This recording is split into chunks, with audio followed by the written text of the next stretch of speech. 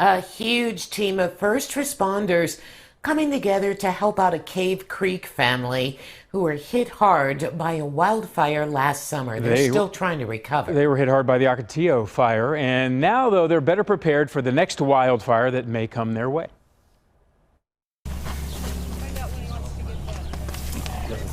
That was tough. Tough only begins to describe Fernando Villalobos and his family.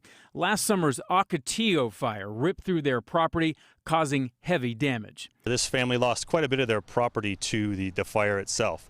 They also did lose a building at the back of their residence, but it was just another thing that added to things they already had going on in life. The wildfire wreaking havoc in the Cave Creek area, burning 1,000 acres, destroying 8 homes and 12 structures.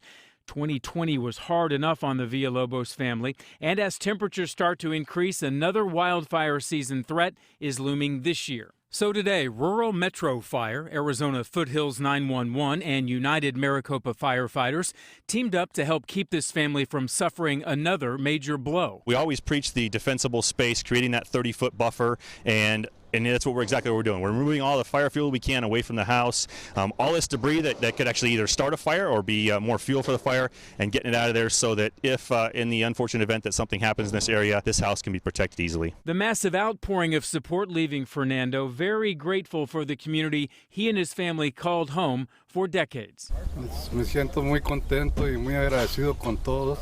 He's very happy and thankful to everyone. Con Dios que aún hay gente buena que puede ayudarnos. He's thankful to God and for all the people He sent to help him. Y ojalá algún día yo le regrese a la comunidad los favores que ellos me han hecho. And he's hoping that someday he will be able to be strong enough to help the community and give back the way that the community has given to him.